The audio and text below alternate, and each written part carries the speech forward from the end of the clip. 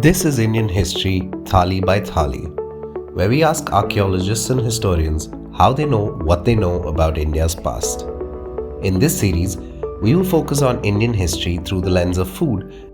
By the late 19th and early 20th centuries, colonial India was changing fast.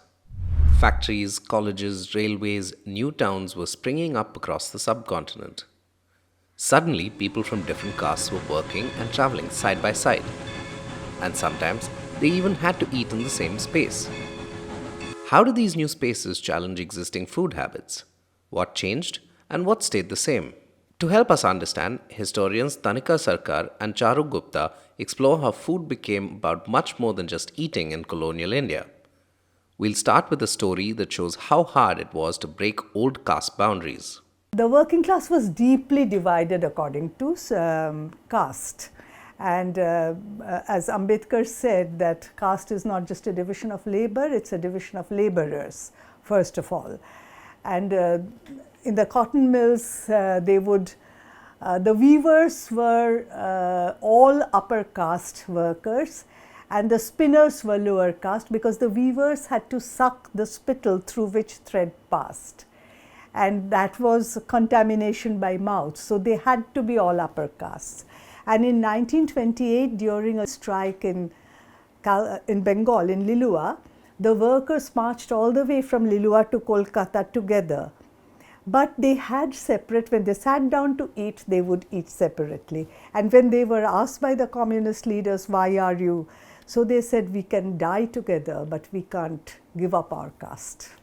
The story of the cotton mills wasn't unique. Across colonial India, food was becoming about much more than hunger. It became a way of talking about health, religion, identity, and even resistance in the face of change. With the coming of the British, there were certain changes in food habits that took place for various reasons. One was the way in which they brought in issues of their own superiority, their culinary skills, they're marking their bodies and their food as superior. So vis-a-vis, there are responses coming from the Indians. Secondly, because of colonialism, this is also a period of seen as period of Kalyug, of scarcity, of weak bodies, of adulterated food, adulterated ghee, which is making Indian bodies weak. So there is a new discourse of food, health, and hygiene that is coming up, in this period. Thirdly, we also see that because there is also the development of print in much more largely in the late 19th and early 20th century, we say there is a lot of flooding of material around food, whether it is cookbooks, whether it is didactic manuals, whether it is instructions manuals, whether it is debates about vegetarianism and what kind of food to eat, what is healthy, caste debates, in gender debates. Food is entering with the coming of print in much more ubiquitous ways, in much larger ways. Food could also become a bone of contention for strife because from late 19th century, cow slaughter for Eid purposes led to massive riots when Hindus started to stop that by force, and there would be riots in North India and in Bengal. In fact, when later, from mid-century onwards, it became a mark of social rebellion to eat beef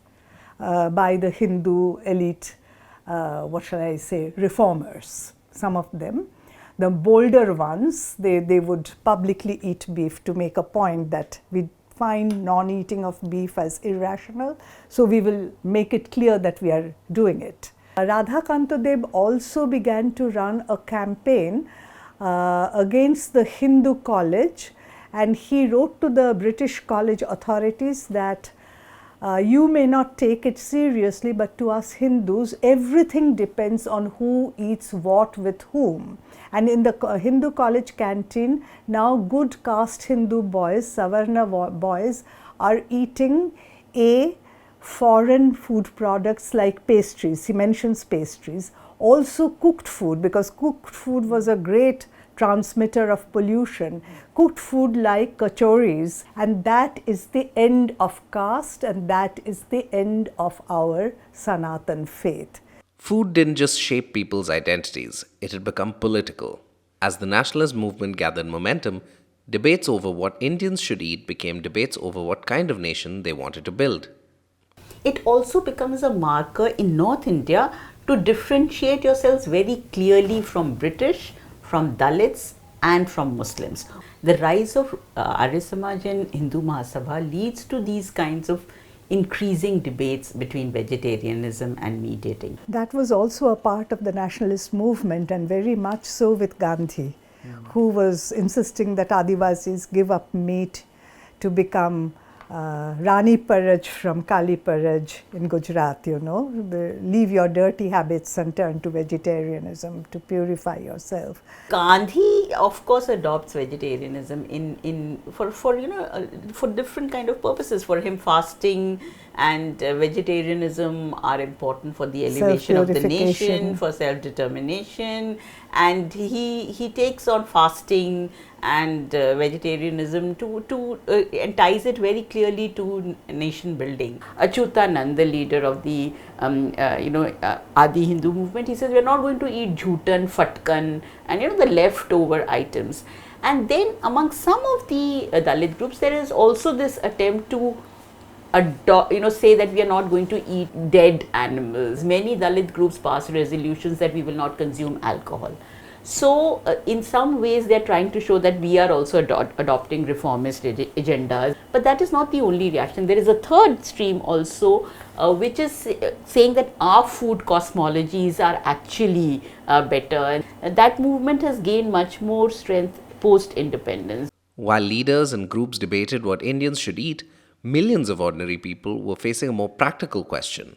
What happened when people from different castes had to travel, eat and drink together? On the one hand, this kind of public eating, whether it is restaurants, whether it is the development of railways, actually has the ground for loosening caste taboos, but on the other hand, it also creates these anxieties.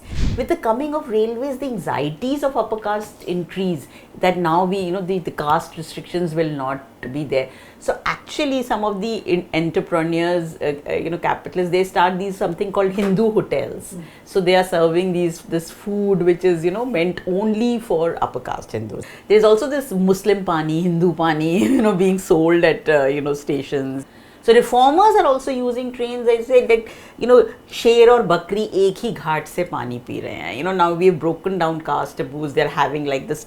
So there are cartoons published that there is one tap and the Brahmin is drinking from the same tap and the Dalit is drinking from the same tap. Are they looking at it critically? No, they're celebrating it. So they are saying that reformers are saying that look, this is happening, that caste taboos are breaking down. But the Arya Samajis, for example, are saying that because of our efforts, look, caste restrictions are breaking down. But this is so much superficial, and of course Dalits were able to see through it. In the novels of Sharat Chandra, 1920s, 30s, you find that a lot of Bengalis went to Burma on the ship. So some would say that on a big piece of wood, which is the ship, things can be condoned. There's a new kind of verdicts come, Brahmanical verdicts appear, but usually they would take dry food and Ganga pani with them and soak chiuda, for instance, or puffed rice, and eat just that, no cooked food.